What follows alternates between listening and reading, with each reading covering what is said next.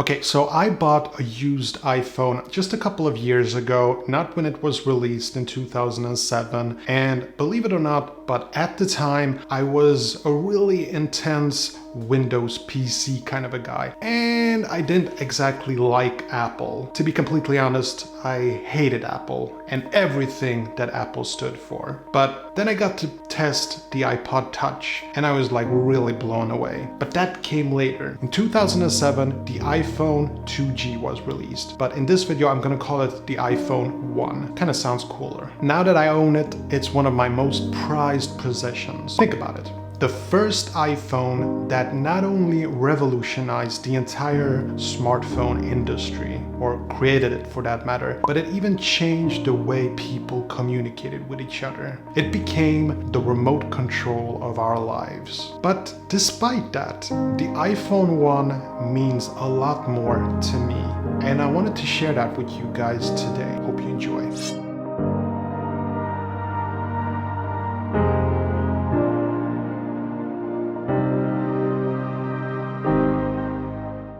Hey, what is up? My name is Tom. If this is your first time to this channel, don't forget to do a hashtag new sub so I can properly welcome you. I hate to ask, but I have to. If you can find it in your heart to please hit that like button, it would really help me out a lot. Okay, with that out of the way, let's jump right into it.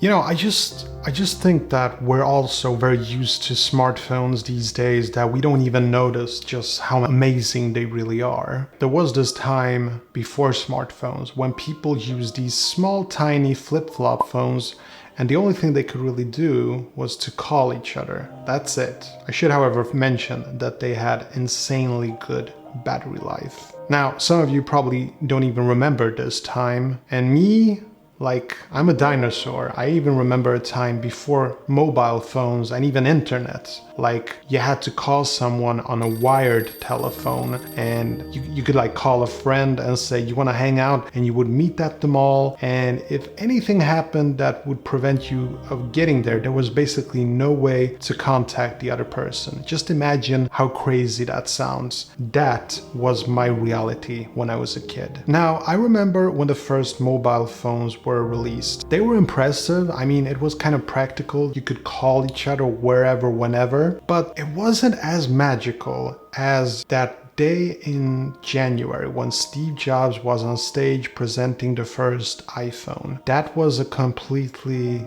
different experience. Now, at the time, as I said, I did not feel a lot of love for Apple. In fact, I really hated Apple and everything about Apple. But even I was really impressed about the iPhone. And I remember people were cheering whenever he would show things that you and I take for granted today. Things like multi-touch, the gyroscope, even just demonstrating these very simple apps, you know, like a flashlight lamp, basically pointless apps. But these apps demonstrated what the future could hold. You know, it gave us a little glimpse into the future of all the potential. And for those of you who are too young to remember that, let me tell you, from my experience, it was really magical. Now, my first iPhone, it was actually the iPhone 4, and I adored that thing. I still own it. I love that thing. I used to draw a lot on it. I used to use an app called Sketchbook, and I would do these drawings day in, day out. That was what a smartphone meant to me. But of course, the idea of just being able to browse the web and Google stuff and just text people and send pictures in a simple way, it was just remarkable. Now, this is one of my most prized possessions. Is it because it will go up in value someday? Not so much. It's more about the fact that this thing reminds me about, you know, the possibilities of ordinary objects. Like, I just remember when Steve Ballmer, the CEO of Microsoft at the time, there is this really funny video clip. I'll link it below so you can see for yourselves, where he says something like, nobody's ever gonna buy the iPhone. But I mean, it just goes to show you that, you know, you think that technology is at its peak all the time, and then something like this happens and everything just changed. I mean, at the time, people had an idea what a phone could do. Nobody could really imagine what the iPhone could do. You know what I mean? I think that that a lot of you are too young to understand what I mean, but gosh, I mean, you have to see the presentation that Steve Jobs did on stage. Like, people were actually cheering when he was showing them multi-touch. Now, the iPhone 1 wasn't perfect by any means, like it had a lot of flaws. For instance, you couldn't send texts with images. You just couldn't. There was no app store. Really, the first iPhone, it was so simple, you couldn't even install apps. It just had a set of apps that you could use. The app store came a bit later, and the camera was really, really bad at the time. But it had something that still inspires me to this day. And that thing was potential. Not just potential to change the entire phone industry, but to change the way that people communicate, change the way people live their lives, you know? The iPhone, and I'm not saying just the iPhone, like the iPhone was the spark that just changed the entire phone industry, you know? Now, 10 years later, I mean, all smartphone companies have basically taken what Apple did and just expanded on it. And even Apple is still expanding and developing and, you know, upgrading. But there is still something about the iPhone, something inspiring that I still feel every time I look at it today. It's like, as a human, as a YouTuber, you can take something ordinary and make it into something extraordinary. For instance, making a video about a smartphone or a laptop and just being creative, just making it entertaining, informative, inspiring. You can really reach people and make a difference in their lives. Just a simple laptop review. You can move people with it. You know what I mean? And to me, that's magic. Now, the reason I made this video was to remind not only myself, but people watching that if we look at ordinary items too casually, we will miss all the opportunities that they offer. Take your smartphone and take your laptop today and try to see the true potential. Now, you use them every day, but have you ever really thought about what you can do with these things that you couldn't do like 20 years ago? The entire human knowledge at your fingertips. The ability to create something fantastic, create music, edit videos. You can start a business, you can create content and share it with the entire world. Now, don't get me wrong. I am not saying that there is anything wrong with having these devices and just browse the web, watch YouTube, watch Netflix, making time fly. There's nothing wrong with that. But what I am saying is that there is another option. That instead of making time pass, you can actually make time matter. So the next time you open up your smartphone or your laptop to check on social media, ask yourself a question. What can I create with this device today?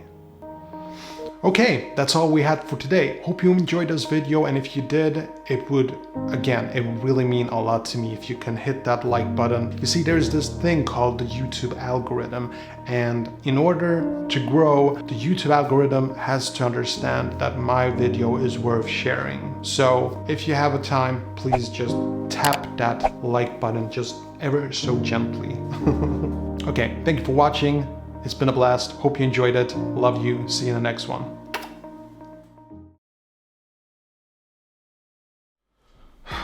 Oh, you're still here. That's right. It's the behind the scenes vlog. If you're new to the channel, this is something that I do at the end of every video. I have like a personal little vlog thing. It's just a couple of minutes where I share some personal stuff instead of the main thing that I focus on. It's mostly for those of you who actually care about me. Okay, so first of all, how's the channel doing? Well, it's doing great. In June, we had like 2,000 new subscribers. We're up at 3,000 subscribers. It's crazy. I don't even know how that happened. I am super grateful. It's wonderful, magical. But you know, it's a lot of hard work to make these videos. I don't think that most people realize just how much work YouTubers put into their videos. Some of you might even think that I'm just sitting in a room just talking tweaking and uploading. It's definitely not like that. Like there is so much time that goes into, you know, editing, you know, tweaking, doing jump cuts, color grading to make, you know, the colors pop. Instead of it looking something like this, you can make it look like this. And then you put in some kind of moving music to give the video a bit of a rhythm. And then, you know, I focus a lot on making really good B-roll footage also. All of that takes time and energy. It's fun, don't get me wrong, I love doing it, but it's definitely not something that I could do every single day, even if I wanted to. Okay, so I don't know, I have a lot of projects right now in my life, a lot of different things, you know, I have some other channels also. I don't know, this is where minimalism really helps me in a lot of ways. I'm gonna do more videos about minimalism, but this is a perfect example of where I use minimalism as a tool. So I have a lot of things in my life, right? And it's kind of hard for me to focus on the things that I really want to focus on. So minimalism gives me this opportunity to cleanse, to like look at my life and start removing things that don't give anything, you know? So that's what I'll be doing. I'll be making a list today where I'm gonna start to remove certain things. I think I'm gonna close down some channels and, you know, I'm gonna delete some apps.